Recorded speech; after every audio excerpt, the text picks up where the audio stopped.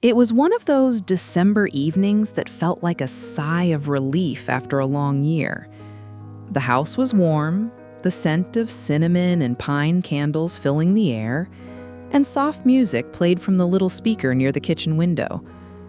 I hummed along absent-mindedly as I arranged the table, just the two of us, simple and quiet, the way I liked Christmas to be. David had been working longer hours lately, so I wanted the evening to feel peaceful, safe. I had even pulled out the old porcelain plates his mother gave us on our wedding day, a sentimental touch he always noticed. He came in from the cold, just as I lit the last candle, his hair dusted with snow. He smiled when he saw me, but it wasn't the relaxed kind of smile that said, "I'm home." It was thin, distracted, like there was something waiting behind it. "Smells amazing," he said, shrugging off his coat. "You really went all out." I figured we deserved something nice after the year we've had. Just us, quiet and simple. "Yeah, about that." The words came out oddly careful. He didn't meet my eyes. I remember straightening a fork that didn't need straightening, sensing something shifting in the air before he even said it. "Emily," he began, clearing his throat, "I've been meaning to tell you something. It's about Christmas Day." I smiled, trying to keep the tone light. "Please don't tell me you invited your boss again. He still thinks eggnog is just melted ice cream." He didn't laugh. His hands fidgeted, rubbing together the way he does when he's nervous. "No, it's not him. It's, Jessica." For a moment, the name didn't register. Jessica who? I was thinking of his coworkers, maybe an old friend. Then it hit me. The Jessica. His ex. The one he dated before me, years before we met. The one I knew almost nothing about except that she'd broken his heart once, long ago. I felt my fingers stiffen around the tablecloth. "I'm sorry, what?" He finally looked up, hesitant but steady. "I invited Jessica to Christmas dinner. She's going to join us." The room seemed to shrink. The soft music suddenly felt too cheerful, too loud. I tried to laugh, but it came out brittle. "You're joking, right?" "I know it sounds strange," he said quickly, taking a step closer. "But it's not what you think. She reached out recently. She's been through a lot, and I just thought..." I raised a hand, stopping him. My heart was pounding, but my voice came out calm. "You thought what? Exactly? That Christmas dinner with your ex would make a nice little reunion?" He winced, and for a second, I almost felt sorry for him. "Almost. It's not like that," he said softly. She needs to talk to us. It's important. Us." The word landed wrong. Why us? I folded my arms, partly to look composed and partly because I needed to hold something together. If not him, then myself. "David, you can't just spring this on me 2 days before Christmas. I don't even know this woman." "I know," he said, eyes pleading. "And I wouldn't ask if it wasn't serious. I promise. There's nothing between us. It's just something I have to do." That tone, low, guilt-ridden, final, told me arguing wouldn't help. It wasn't a question. It was a decision already made. I nodded slowly, even though my stomach twisted. "Fine, if it means that much to you."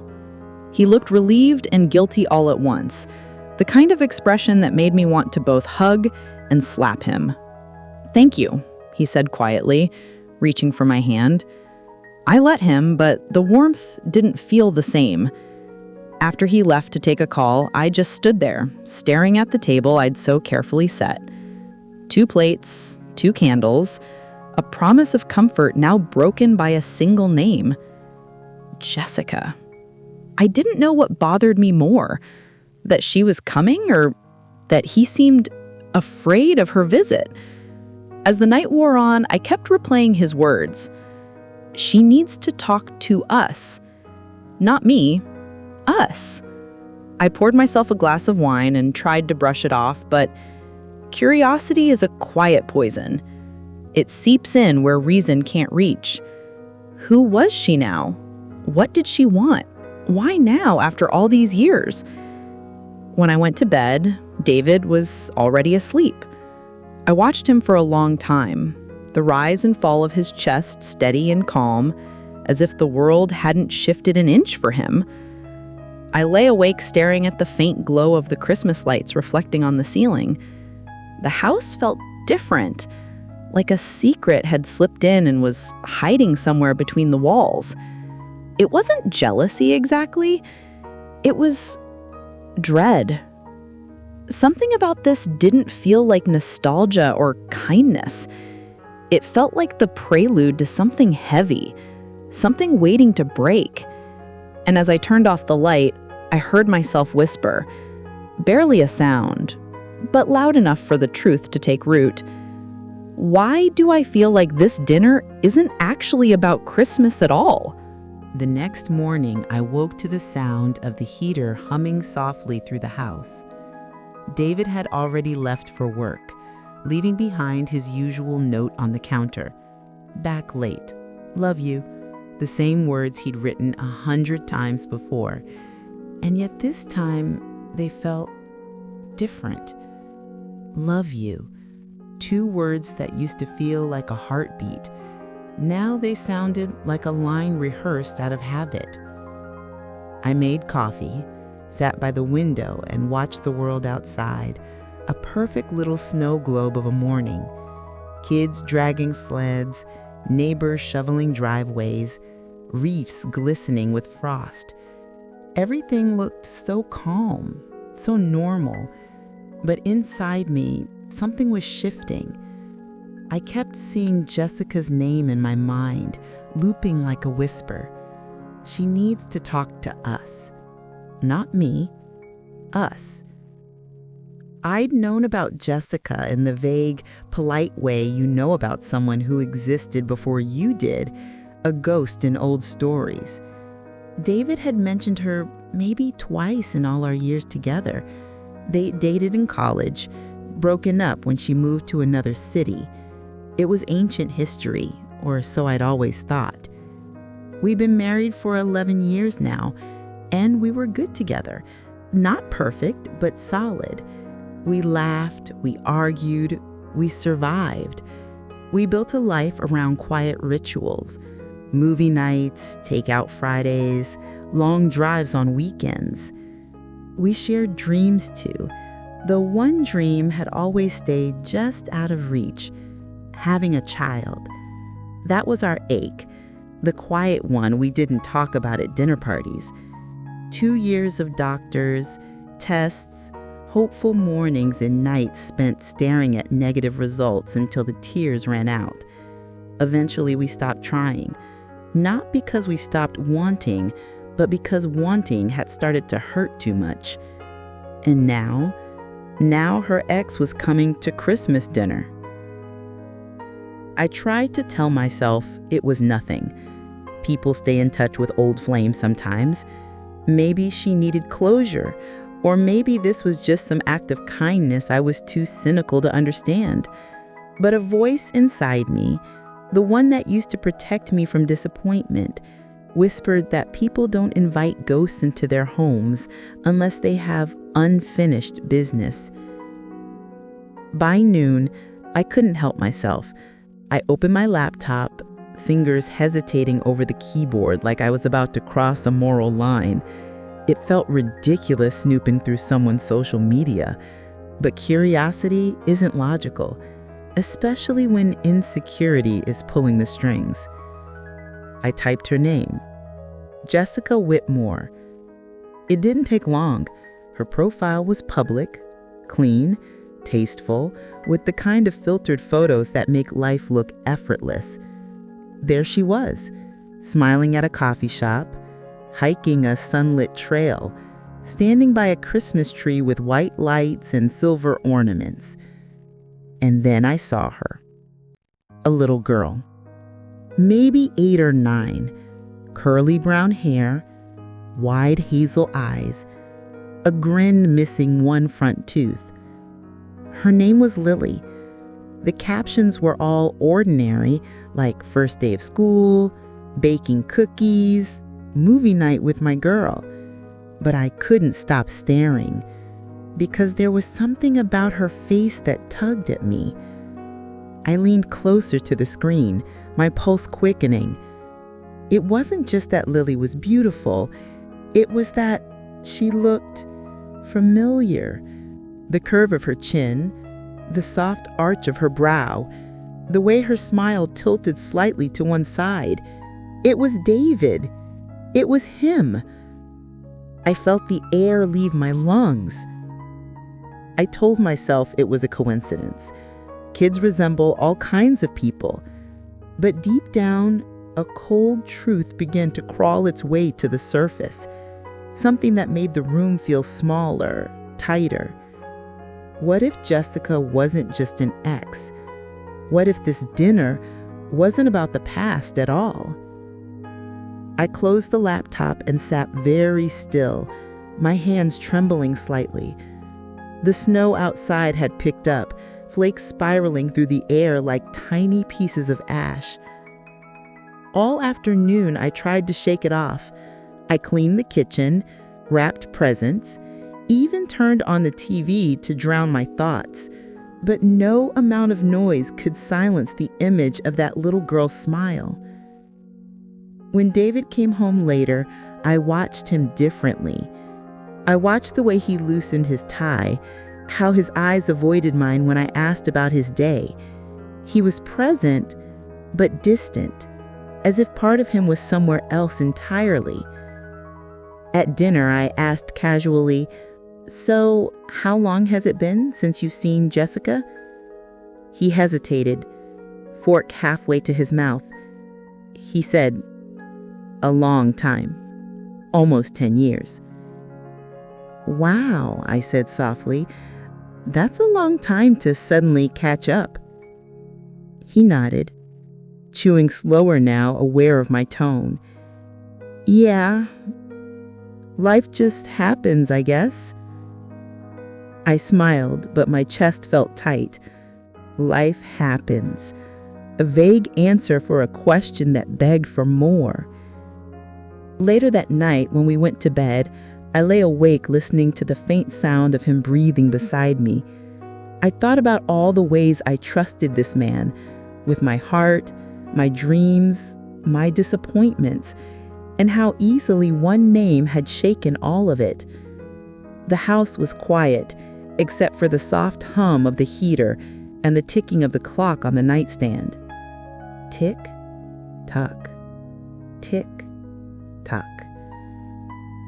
I closed my eyes and saw that little girl again, the way her eyes sparkled, the way her face seemed to belong to both a stranger and someone I loved. Something deep inside me knew that this Christmas wasn't going to be what I'd imagined. And as I turned onto my side, clutching the edge of the blanket, a single thought slipped through my mind, quiet and certain as snowfall. I didn't know it yet, but that little girl was about to change my entire life. Christmas Eve used to be my favorite day of the year. There was something almost sacred about the quiet before the celebration, the smell of cinnamon bread baking, the soft hum of carols from the radio, the anticipation that felt like hope itself. But that year, the air in our house felt heavy. Every sound seemed sharper, every silence more suffocating. I moved around the kitchen like someone playing a part, pretending everything was fine. The clatter of dishes, the hiss of the oven, the scrape of my knife against the cutting board, they were the soundtrack to my unease. Every movement I made carried something unsaid. David was in the living room stringing lights on the tree that didn't need fixing.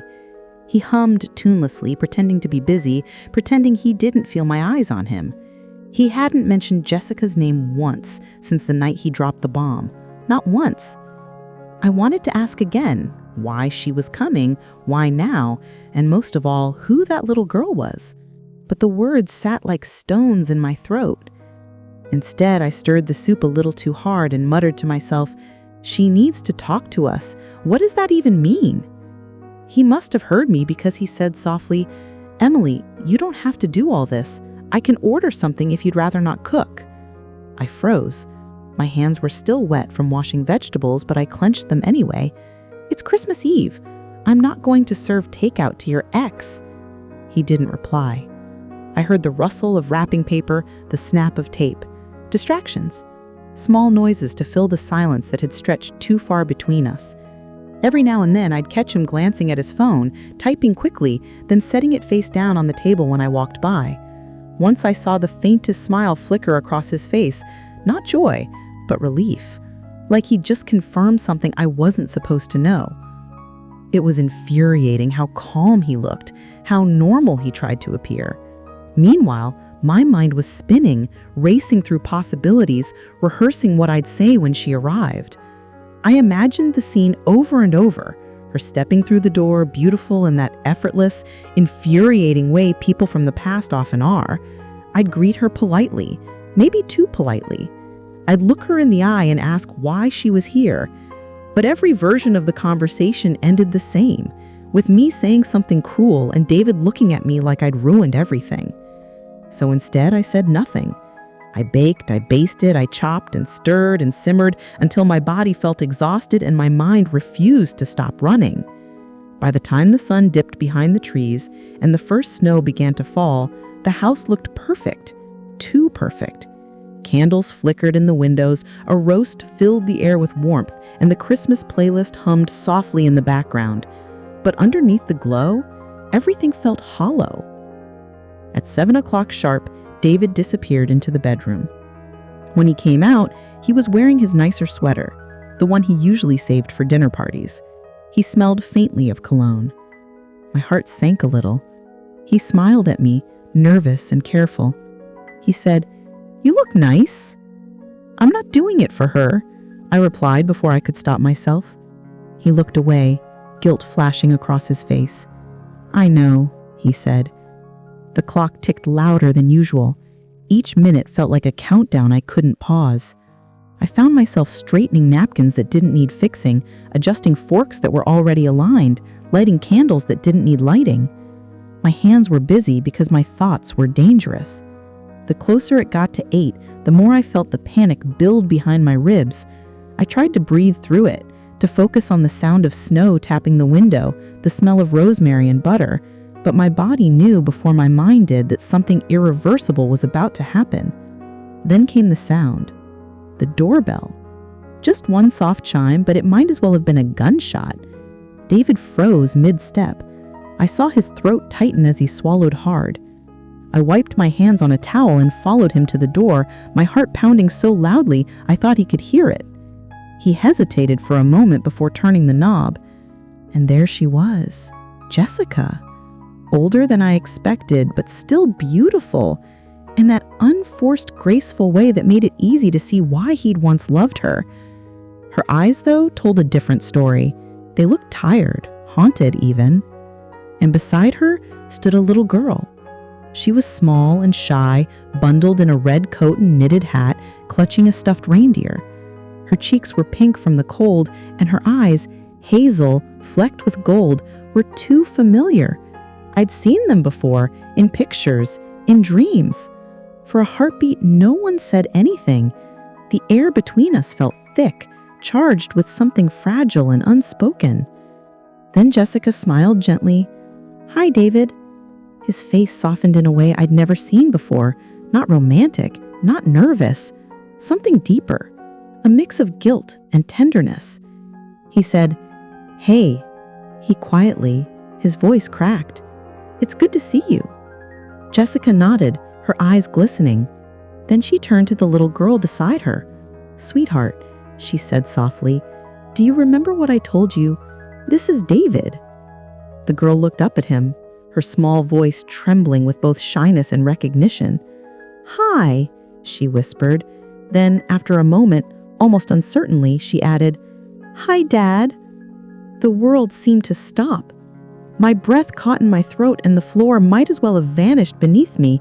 Every sound in the room, the faint carols, the ticking clock, the hiss of the fire, disappeared, replaced by a single, deafening silence.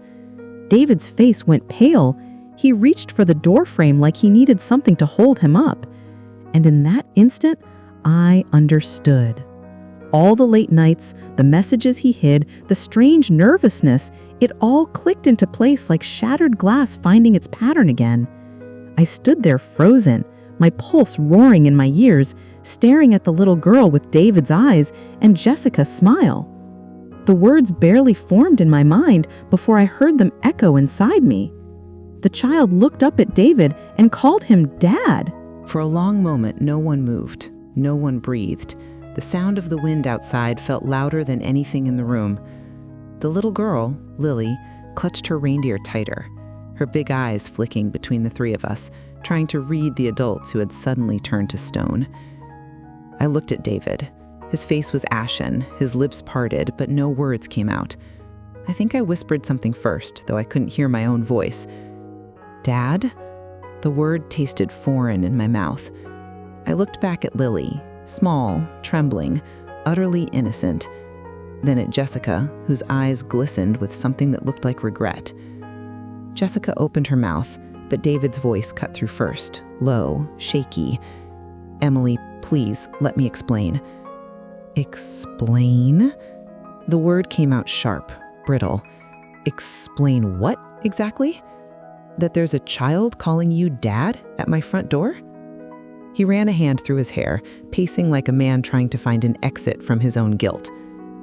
"I was going to tell you," he said quickly. "I wanted to, so many times, but you didn't." I snapped. "You didn't tell me. You've been hiding this. A daughter. For how long, David?"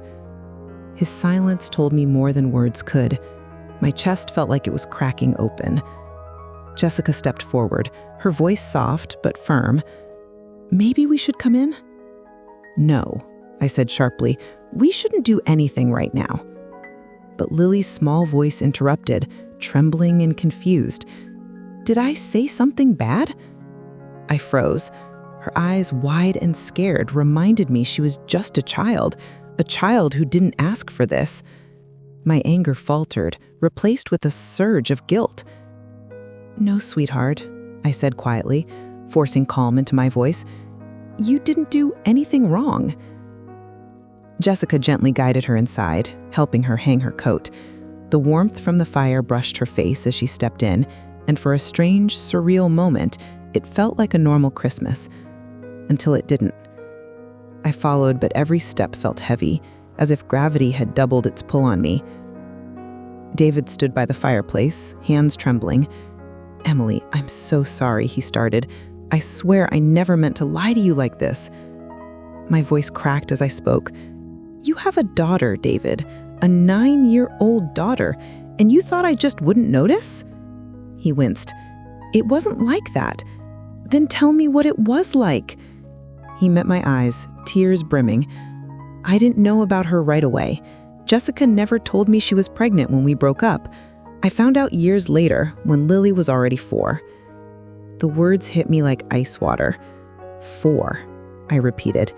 "You've known for 5 years. 5 years, David." "I wanted to tell you," he said again, his voice breaking.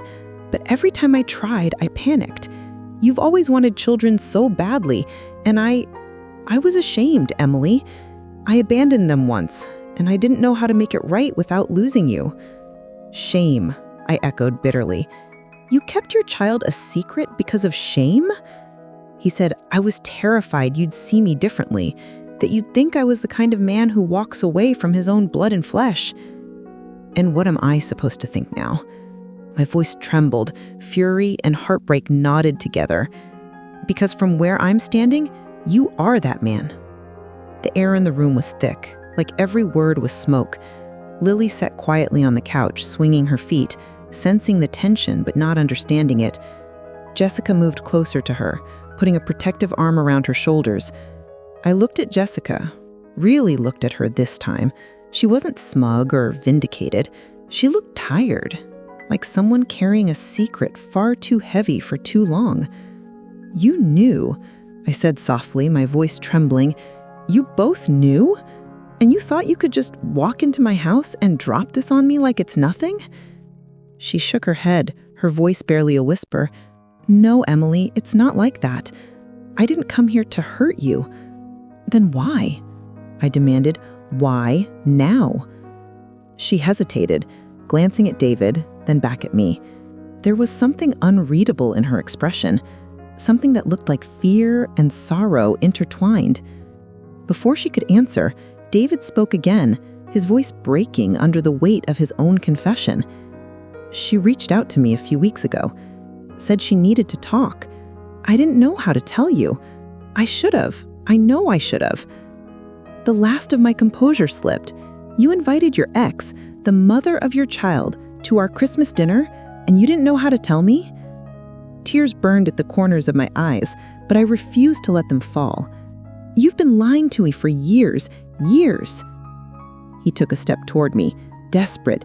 "Emily, please, I never wanted this to happen, like—" "Stop," I said sharply, backing away. "Just stop talking." Silence. For a moment, the only sound was the crackling of the fire and Lily's quiet sniffle. My heart ached for her, even as it shattered for me. She didn't deserve this. None of us did. I turned to Jessica, swallowing the lump in my throat. "You should have told me yourself," I said coldly. "If this was about Lily, if this was about doing the right thing, you should have come to me, woman to woman, not through him." Jessica's eyes filled, and for the first time, she looked fragile. "I know," she said softly, "and you're right. But I didn't come here for him." I froze. Her voice quivered as she took a slow step forward, her hand trembling slightly. "Please, Emily," she whispered, her eyes locked on mine. "I didn't come here for him." The fire popped behind her, scattering sparks that glowed and faded just as quickly. My heartbeat pounded in my ears, louder than anything else. For a second, I didn't know what she meant, not fully, but something in her tone, something deep and desperate, told me the story wasn't over. Whatever was coming next would change everything I thought I knew about betrayal, forgiveness, and love. After what felt like hours of silence stretched across mere minutes, Jessica gently asked David if she could speak to me alone. Her tone wasn't demanding, it was fragile, like a porcelain cup you handle with both hands, afraid to break it. David hesitated, glancing at me for permission. I didn't trust my voice, so I just nodded stiffly. He took Lily to the living room where the faint sound of cartoons soon floated through the air, a fragile, jarring normalcy amid the storm that had just torn through our world. Jessica and I stood facing each other in the kitchen. The Christmas tree lights glowed softly behind her, casting faint reflections on the glass window. I had imagined a dozen versions of this moment, me confronting the other woman, the woman who once had my husband's heart. None of them looked like this. For the first time, she seemed small, not the ghost of David's past I'd feared, but a woman weighed down by something far heavier than heartbreak. I broke the silence first, my voice rough around the edges. "So, you didn't come for him. Then why are you here, Jessica?" She took a slow, shaky breath. Her hands trembled as she clasped them together. She said quietly, "Because I'm running out of time." Her words didn't register at first. I thought she meant time with David or time to make things right. But when she looked up at me, eyes brimming with something deeper, something like finality, I knew it wasn't that simple. "What do you mean?" I asked cautiously. Jessica's lips trembled as she spoke. She said softly, "I was diagnosed 3 months ago, pancreatic cancer, stage 4. The world tilted. For a second, I forgot how to breathe. The hum of the refrigerator, the ticking of the clock, even the soft flicker of the Christmas lights, all of it blurred into one soundless hum. She looked down, her fingers twisting nervously. They said I might have 6 months, maybe less. Chemo isn't working. I'm tired all the time. I leaned against the counter, gripping it for support. My anger, so white-hot moments ago, started to flicker, unsure of its place now. "Jessica," I whispered. She nodded, her eyes glistening.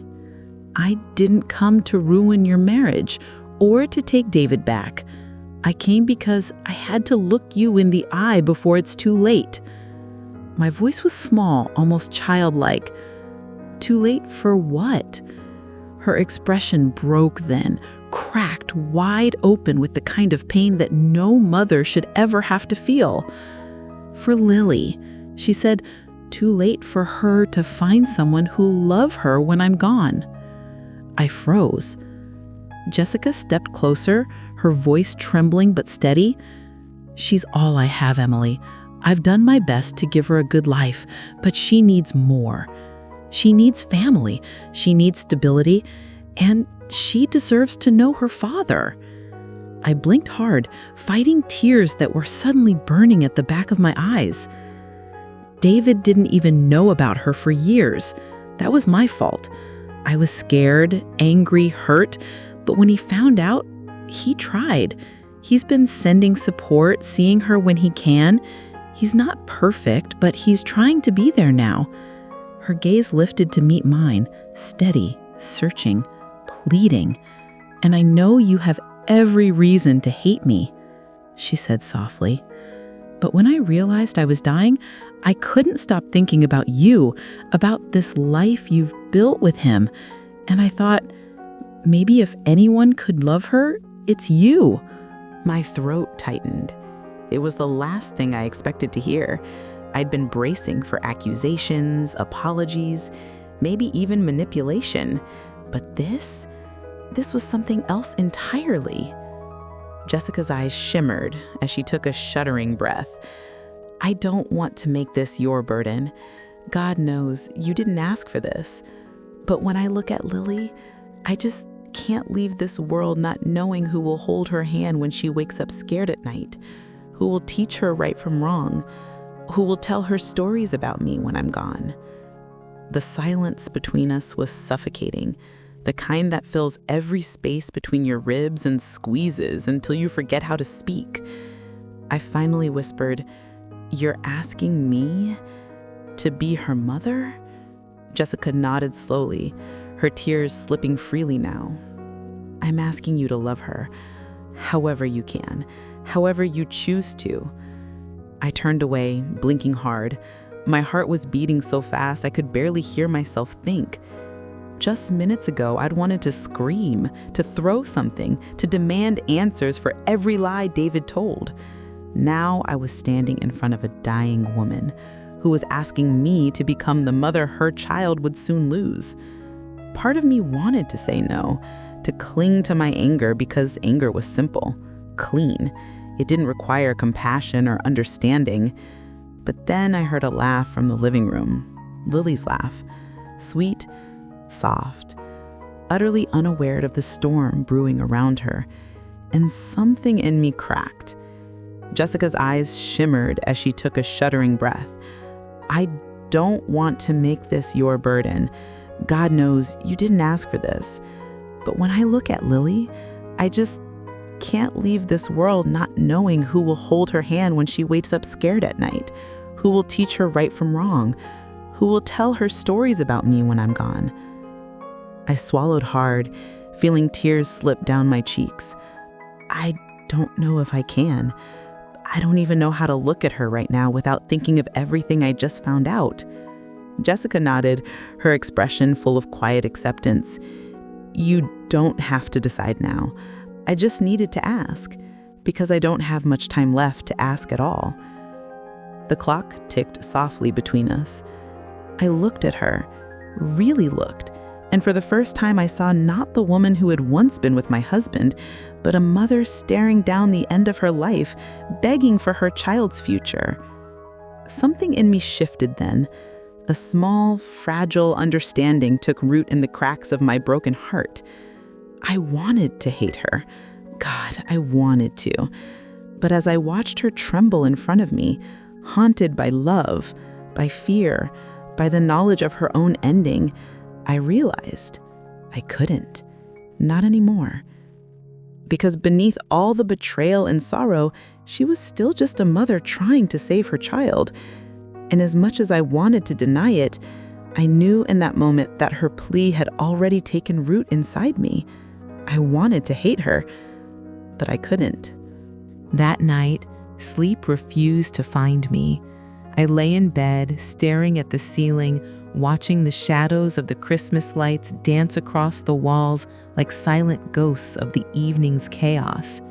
David had fallen asleep on the couch downstairs, though I doubted he was really sleeping. I wasn't sure either of us could after what had unfolded. The house was painfully quiet. Even the ticking clock on the nightstand sounded like a metronome for my thoughts, steady, relentless. Every time I closed my eyes, I saw Jessica's face, the tremor in her hands, the fragile way her voice had broken when she said, "I'm running out of time." It replayed again and again, looping like a song I couldn't turn off. But then, right behind that image, came another. David's face when Lily called him Dad. The guilt etched deep in his features, the weight of years of silence pressing on him. The two emotions, betrayal and empathy, kept warring inside me. How could I feel both so deeply at once?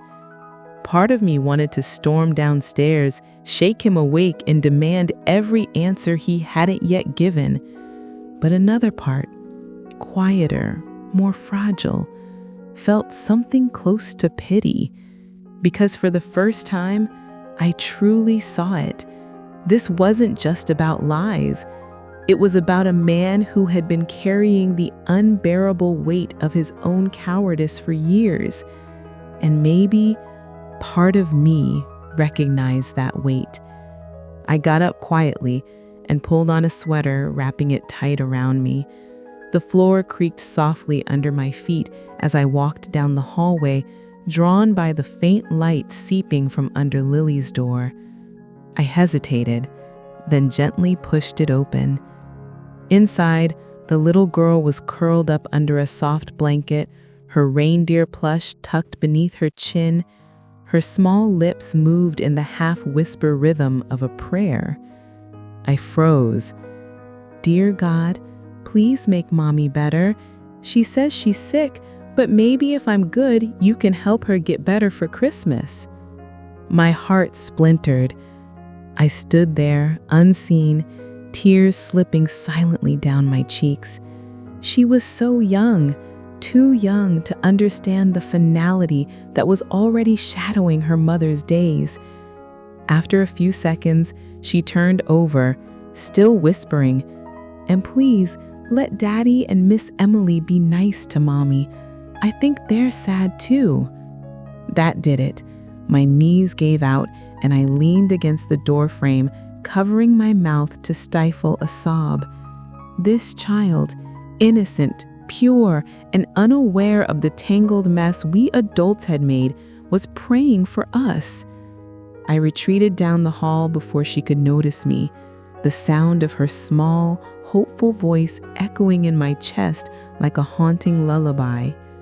When I reached the living room, David was awake, sitting on the couch with his head in his hands. The faint glow from the fireplace painted his face in flickering shades of remorse. He looked up when he heard me. His eyes were red-rimmed, tired. "I didn't expect you to come down," he said softly. "I couldn't sleep," I murmured. He nodded slowly, rubbing his palms together like he was trying to scrub guilt off them. "I guess I couldn't either." For a moment, neither of us spoke. The fire cracked gently. the sound of it filling the heavy silence between us. Finally, he whispered, "I'm sorry, Emily. I know sorry doesn't fix anything, but I am."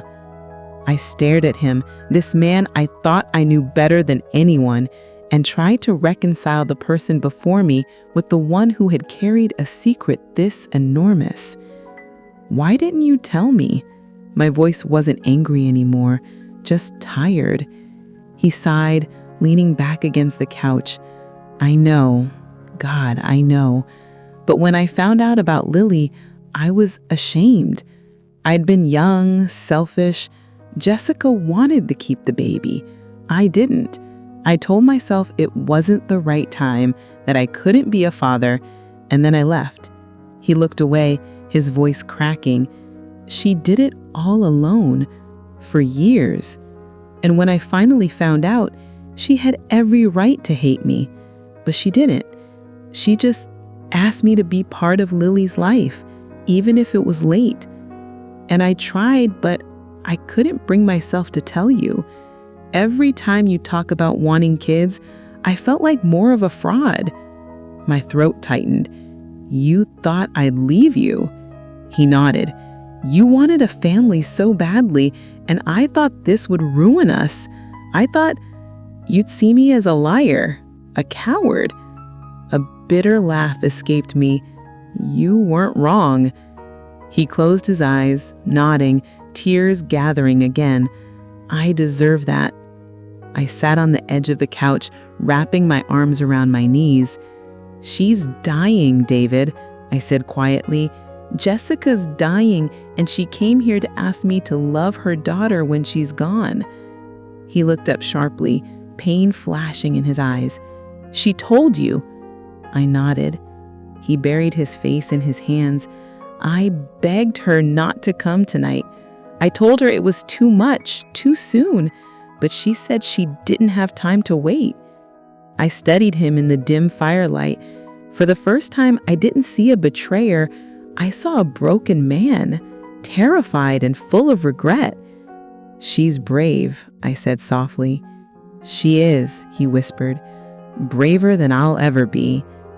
Silence hung between us, deep and heavy. After a while, I said, "When my mom was alive, she used to tell me something.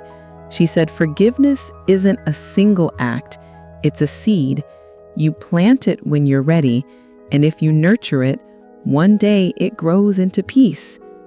David looked at me, eyes weary but searching. "Do you think you can forgive me?" I looked into the fire, the flames dancing like fragments of memory. "I don't know," I admitted. "Not yet. But maybe that seed's been planted." He nodded, a tear slipping down his cheek. "That's more than I deserve." Outside, the wind howled softly through the trees, carrying with it the faint jingling of the wind chime on our porch. The sound felt almost like a lullaby, sad and comforting all at once. I leaned back, feeling the exhaustion finally sink in, not just physical, but emotional, spiritual, the kind that leaves you hollow and somehow full at the same time. Maybe forgiveness wasn't something we just gave.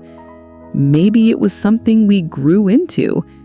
And maybe, just maybe, this Christmas wasn't about what had been broken, but what could still be mended. I woke to the soft, powdery light of Christmas morning spilling through the curtains.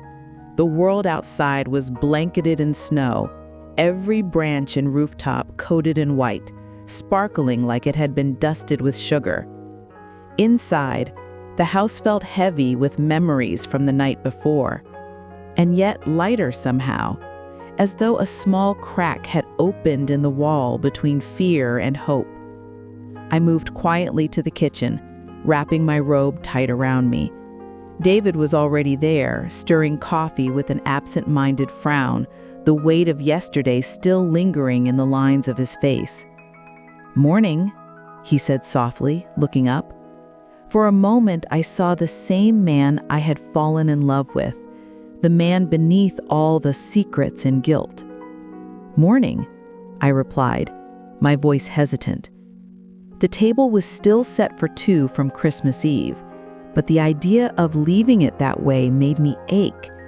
My heart, stubborn and fragile, had been wrestling with the impossible task of choosing between resentment and compassion.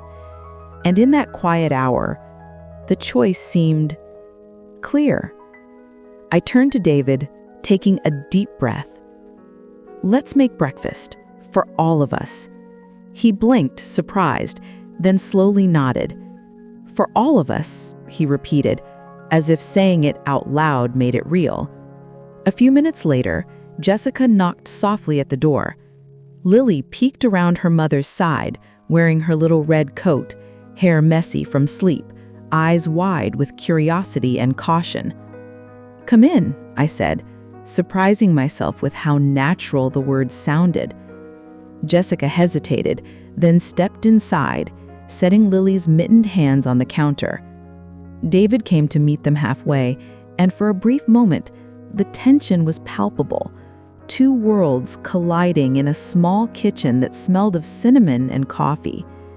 "Good morning," I said softly. Jessica smiled faintly, her eyes glimmering with emotion. "Merry Christmas, Emily." "Merry Christmas," I replied, my voice catching. I pulled out extra chairs, arranged the table again, and watched as Lily climbed into one with David beside her.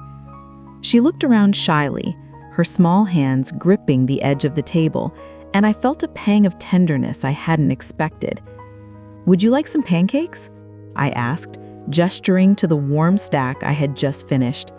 Lily's face lit up and she nodded vigorously. "Yes, please!" As I flipped pancakes and poured syrup, I felt the warmth of the kitchen begin to seep into my chest. The fear and anger that had dominated yesterday were still there, lurking in the corners, but now they were tempered by something stronger: choice. The choice to love, to care, to step into a role I had never imagined for myself. Jessica set plates and mugs carefully, a silent partner in this new rhythm. We didn't speak much, but every glance, every small gesture carried acknowledgement, a mutual understanding that the past could not be undone, but the present could be shaped. David tried to make conversation, but it was awkward at first. His eyes constantly flicking between us, worried he would say the wrong thing. Lily, oblivious to adult discomfort, chattered freely about snowmen, Christmas trees, and her favorite reindeer. I finally knelt beside her, the smell of maple syrup and fresh coffee filling the air. "Lily," I said softly, catching her wide eyes, "I want you to know you can come here anytime you want. Really." Her small face broke into a grin and she reached for my hand. "Really?" she asked. "Really," I confirmed, squeezing her hand gently. Jessica's shoulders shook as tears slipped down her cheeks. She had been holding herself together for months, years even, and this simple acceptance seemed to unburden her entirely. "I can't thank you enough," she whispered, her voice choked. "You have no idea what this means to me, to her." I shook my head, unable to find words that felt adequate. I only knew one thing: the knot of fear, resentment, and grief that had bound me yesterday had loosened, and in its place something fragile, precious, and luminous had begun to grow. David reached over, taking my hand in his. He didn't say anything, but I could feel the relief radiating from him. The guilt that had weighed on him for so long finally giving way to a shared sense of possibility. We ate breakfast together, a quiet, tender ritual. Lily told stories between bites, making David laugh and even coaxing a small smile from Jessica. Every time I looked at them, I felt a surge of emotion so intense I had to take a deep breath. After a while, I stood and wrapped my arms around both of them, Jessica and Lily, in a way that felt both right and terrifying. It was an acknowledgement that the past was still present, but it didn't have to control the future. "That's enough for now," I whispered, my forehead resting against Lily's curls. "We'll get through today together." She snuggled closer, and for the first time, I didn't feel like an outsider in her life. I was part of it, and she was part of mine. Jessica wept quietly beside me, finally allowing herself to feel relief, gratitude, and a kind of peace that had eluded her for too long. I pulled back, brushing the tears from her cheek. "She's gonna be okay," I said softly, "and so are you." Lily grinned up at me, oblivious to the depth of our emotions, and said, "Can we do this every Christmas?" I laughed through my own tears. Yes, every Christmas. That morning, the snow outside seemed brighter, the light warmer, and the world somehow more forgiving. The ache of betrayal was still there, but it no longer defined the day.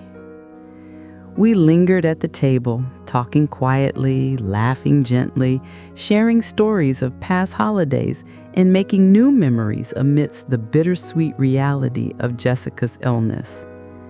The room was small, the kitchen warm, but in that intimacy, we were discovering something much larger: family. And in that moment, I realized something. That morning, we stopped being strangers.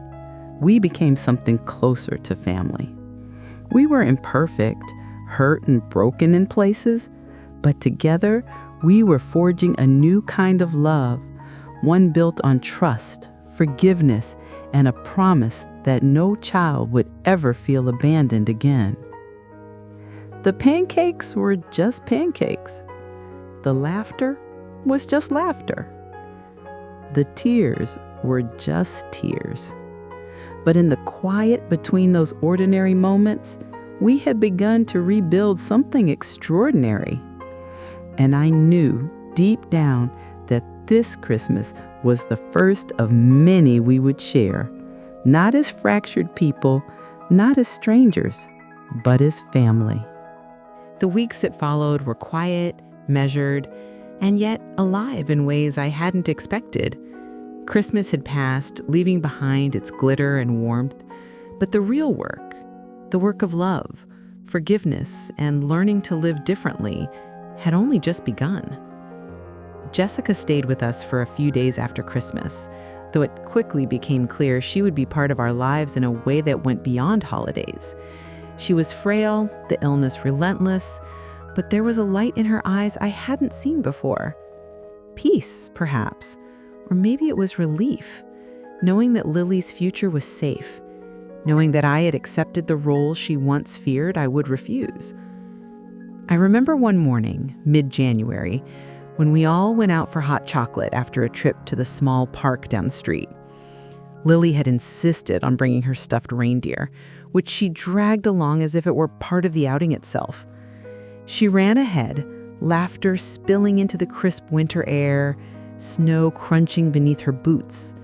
David walked beside me, hands tucked into his pockets, watching Lily with a softness that made my chest ache. But it was Jessica, trailing behind just enough to keep an eye on us, who caught my attention.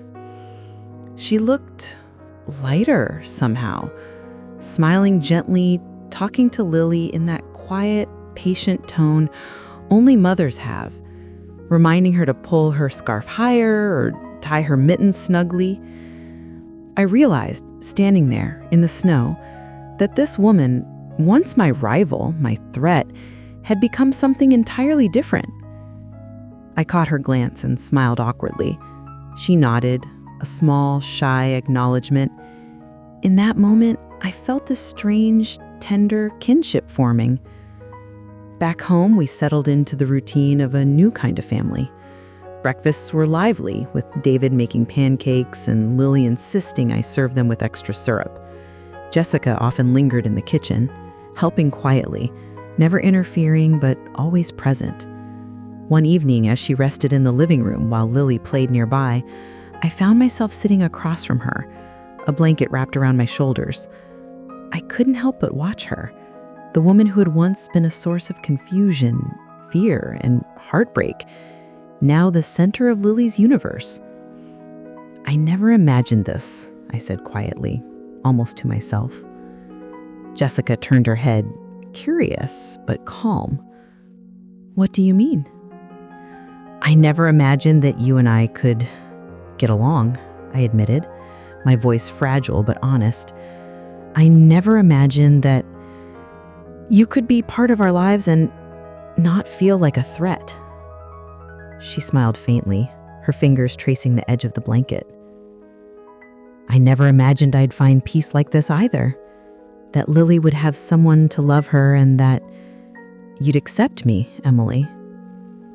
It was the first time I spoke her name without bitterness, and it felt strange and comforting all at once. Weeks passed like this. Small outings, quiet dinners, walks in the snow, building snowmen, reading bedtime stories. Lily's laughter became a constant backdrop, a reminder of what mattered most. Every giggle, every question she asked, every mischievous grin she threw in our direction softened the edges of the fear I'd carried since the first night she arrived. One late afternoon, I found Jessica and Lily curled up on the couch, Lily's head resting in Jessica's lap. Jessica stroked her daughter's hair slowly, humming a soft tune. I stood in the doorway, watching, and felt a lump in my throat. I realized then that I was watching something extraordinary, not just the bond between mother and child, but a transformation of all our relationships. Jessica wasn't my rival. She wasn't my husband's past. She was my sister in heart, the woman who had given life and was now teaching me how to love differently, expansively. I walked over quietly, kneeling beside Lily. She looked up at me with those hazel eyes, sparkling despite the chill in the room. "Hi, sweetie," I whispered. She grinned. "Hi, Mummy," she said, using the word with ease now, no hesitation. It still felt surreal on my tongue, but it fit. I kissed her forehead, then looked at Jessica. "You're doing a good job," I said softly. She smiled, tears glimmering in her eyes. "So are you. So is David." I realized that love doesn't always leave when circumstances change. Sometimes it shifts, finding new forms, new expressions. What had begun as fear and resentment was evolving into something tender, something resilient. Later that night, we sat together by the fireplace, sipping tea. The little tree in the corner glowed softly, the snow falling outside like tiny, delicate crystals. Lily was asleep, curled up in Jessica's arms. David and I exchanged a quiet glance, a shared acknowledgement of the improbable path that had brought us here. I thought about forgiveness, the way it had begun as a hesitant seed in my heart, and how it was slowly growing into something sturdy and real. I realized that Jessica's plea, the one I had wrestled with, had not just been about Lily. It had been about all of us, teaching me the most humbling lesson of all, that sometimes love doesn't abandon, it transforms. I whispered quietly to myself, almost a prayer. Love doesn't always leave. Sometimes it changes form. And in that quiet living room, with the soft crackle of fire and the weight of snow pressing gently against the windows, I felt it, an overwhelming sense of peace. We were not perfect, we were not whole, but we were together in a way that mattered more than any perfect Christmas ever could. For the first time in weeks, I allowed myself to smile freely, to breathe fully. The winter outside was cold and relentless, but inside, we were warm. Warm in the way that comes not from heat, but from acceptance, from shared grief and shared joy, and from the tender, enduring bonds of an unconventional family learning how to love one another. And in that warmth, I knew we could face anything that came next, together. It was early February when Jessica's decline became impossible to ignore. One morning, I woke to find David standing at the foot of the bed, his face pale and drawn, His eyes, usually steady, were red-rimmed, weighted with something I couldn't yet name. "She didn't sleep well last night," he said quietly, almost to himself. "We should get ready." I nodded, swallowing the lump in my throat. I'd known this day was coming. I'd prepared myself, rehearsed the words I'd need to say, convinced myself that I could face it with courage. But nothing could prepare me for the raw reality of watching a life slip through your fingers. When we arrived, Jessica was already sitting up in the hospital bed, Lily curled against her chest. Her hair was thinner now, the vibrancy of her eyes dulled by fatigue, but when she saw me, a faint smile lifted her lips. "Emily," she whispered, her voice a fragile thread. I hurried to her side, kneeling beside the bed. I reached for her hand, which felt impossibly small and delicate in mine. "Hi," I said softly. "How are you feeling?" She tried to smile wider, but it faltered. "I'm okay as I can be." Lily stirred, nuzzling her mother's neck. "Mommy, you promised we'd go to the park again," she murmured sleepily. Jessica chuckled, a soft, airy sound that filled the room despite the weakness behind it. "I know, sweetie, I know, but we'll make it happen in our own way, I promise." I watched the two of them together, marveling at how Jessica could still focus on Lily's happiness even when her own strength was failing. My chest ached with admiration, guilt, and grief all at once. Jessica reached into the small bag on the bedside table and pulled out a delicate, heart-shaped locket. She handed it to Lily with trembling fingers. "This is for you," she said softly. "Open it when you get home." Lily's eyes widened. "It's so pretty," she exclaimed. Jessica smiled faintly. "There's a picture inside. 2 hearts, 1 love. One is yours and one is mine. Even if I can't be here, we'll always be connected." I felt a lump rise in my throat. Lily held the locket carefully, cradling it as though it were the most precious thing in the world. Jessica's eyes met mine then, and I saw her fear, her hope, and her trust all wrapped together in that gaze. "Emily, thank you," she whispered. "Thank you for loving her, for keeping my promise alive." I gripped her hand tighter now, tears falling freely. "I will, Jessica, I promise. I'll keep my promise."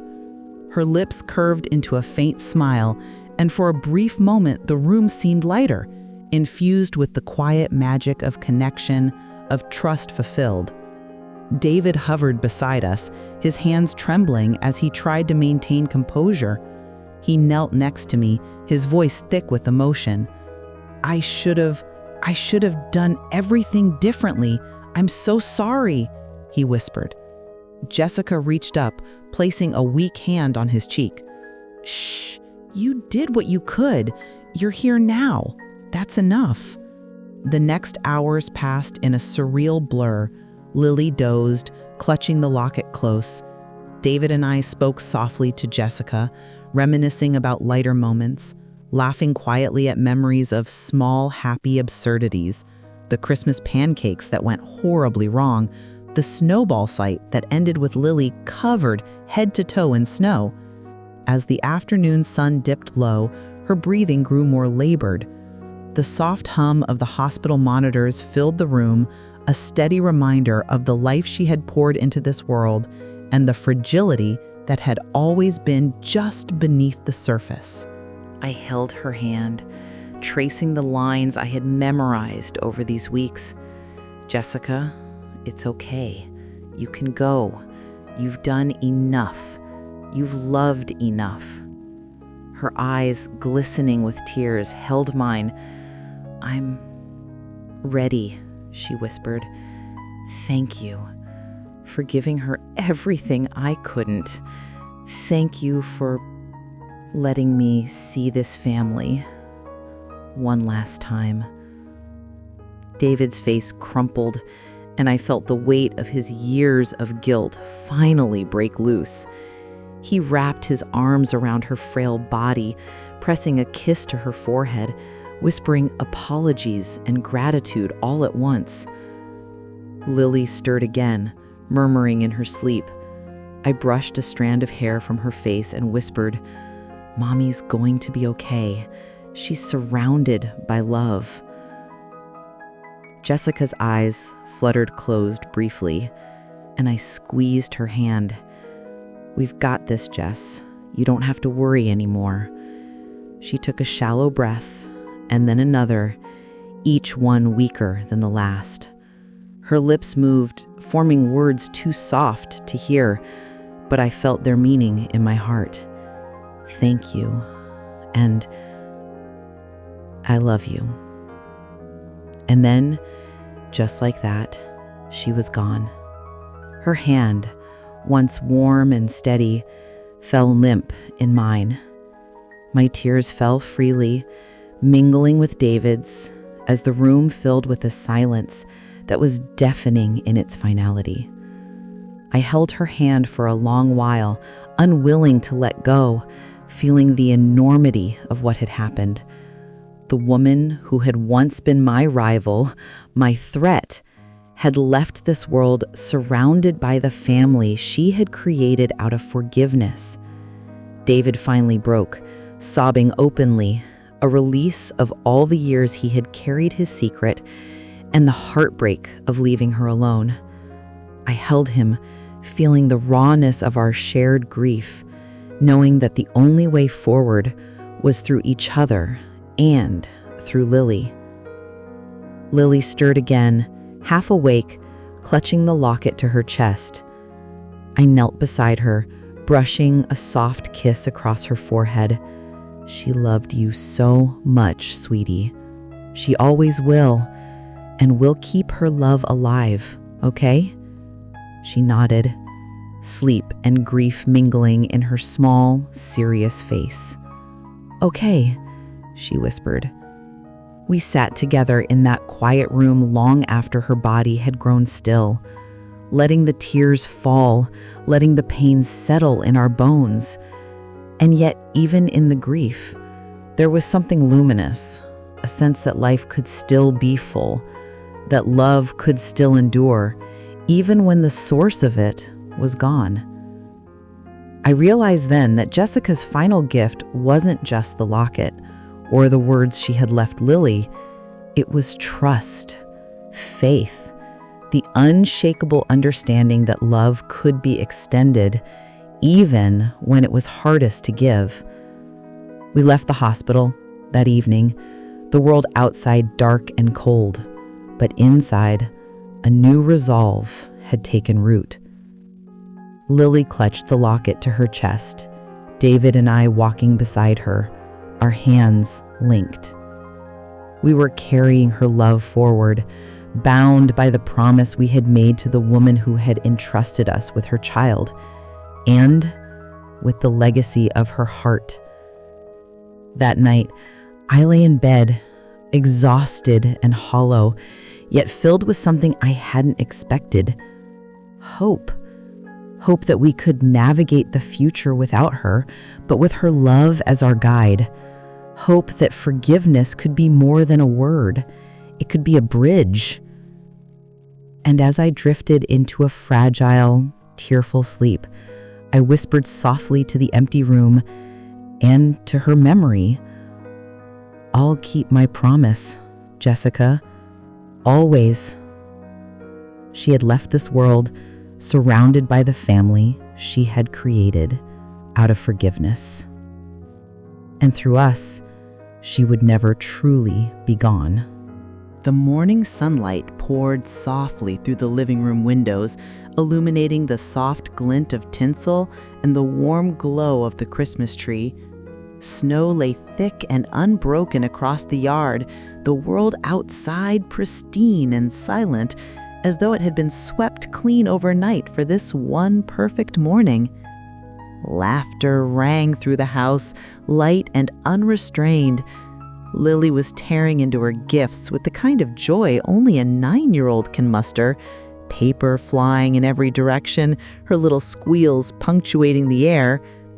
David sat nearby, trying and failing not to laugh at the chaos, his eyes shining with a warmth that made my heart swell. I moved quietly across the room, taking it all in.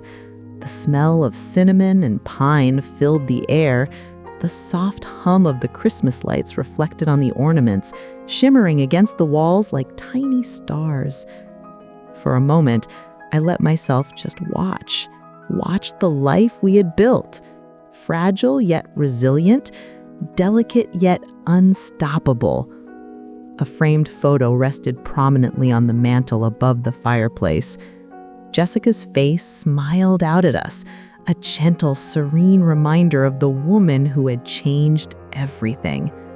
Lily paused mid-rip on a gift and glanced at the photo. "Mommy, is that Grandma Jess?" she asked, using the word effortlessly, a sign of the bond that had been nurtured through love, honesty, and quiet devotion. "Yes, sweetie," I said softly, kneeling beside her. "That's Jessica. She loved you very much." She nodded solemnly, then returned to the pile of presents, a determined little smile tugging at her lips. I couldn't help but smile too. She carried Jessica's love in her heart, and I carried the memory of Jessica's trust in mine. We had all survived the heartbreak, and yet somehow the pieces had come together in a way I never would have imagined. After the initial rush of presents, I handed Lily a small box wrapped in soft red paper tied with a silver ribbon. She tore it open eagerly, revealing a delicate heart-shaped locket, the same one Jessica had given her 2 years ago, now slightly worn from constant handling. Lily's eyes sparkled as she opened it. Inside, 2 tiny photos had been carefully added, one of Jessica, smiling softly, and one of me holding her in my arms. "Mommy, it's perfect," she exclaimed, clutching the locket to her chest. I knelt beside her, brushing her hair gently from her face. "It's so you can always carry us both with you," I said softly. "Jessica and I, we both love you. Always." Her small hands trembled as she held it close, and I saw the quiet understanding in her eyes, the kind that only children have when they can sense the depth of love without needing all the words. David joined us, kneeling on the other side of Lily, wrapping his arms around both of us. "I think we all needed this," he said quietly, his voice thick with emotion. "Not the gifts, not the tree, but this." I nodded, feeling the lump in my throat grow heavier, tempered with gratitude. He was right. Everything else, the ribbons, the paper, the lights, was meaningless compared to this, the legacy of love and forgiveness we were passing on to Lily.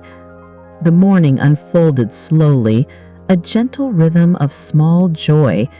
Lily showed me each gift she had opened, narrating tiny stories about every toy and book. David made pancakes in the kitchen, just as he had done every Christmas morning since we'd all come together. And I watched, my chest tight with emotion, at the ease and comfort that had grown between us. Eventually, Lily slipped on her little slippers and came to sit on my lap by the fireplace. She leaned her head against my shoulder, warm and content. I traced my fingers along the back of her hair, thinking about the winter Jessica had spent with us, the moments we had shared, and the promise we had kept. "She loved Christmas too, you know," I whispered, as if speaking to Jessica's presence in the room rather than just telling Lily a story. "She loved it because of the laughter, the lights, and because of you. She would be so proud of how happy you are." Lily lifted her head, her eyes wide. "I miss her, Mommy." "I know, sweetie," I said softly, holding her tighter. "I miss her too, but she's here in our hearts, and she'll always be with us no matter what." The clock ticked quietly behind us, the soft hum of the heater filling the gaps between between our words. I felt the years of grief, the heartbreak, the secrets and the tears finally fold into something manageable, a tender ache, a quiet reverence for the woman who had trusted me with the most precious part of herself. David returned with a plate of pancakes, setting it gently beside us. Lily's eyes lit up again, and she giggled as she helped herself to the syrup, not missing a beat in her excitement. I watched him for a moment, tracing the lines of relief and love in his face. He had carried so much guilt, so much fear of losing everything, and now he was here, unburdened, able to embrace the joy of this morning fully. We ate together, our small family of 3, with Jessica's memory woven quietly into every gesture, every smile, every word, and I realized something I hadn't before. Families aren't made from blood alone.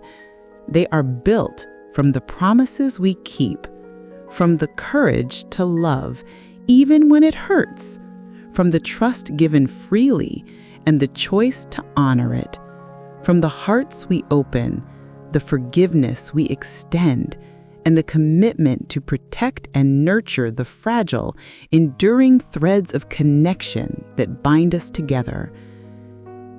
Lily leaned back in her chair, the locket still clasped in her hand.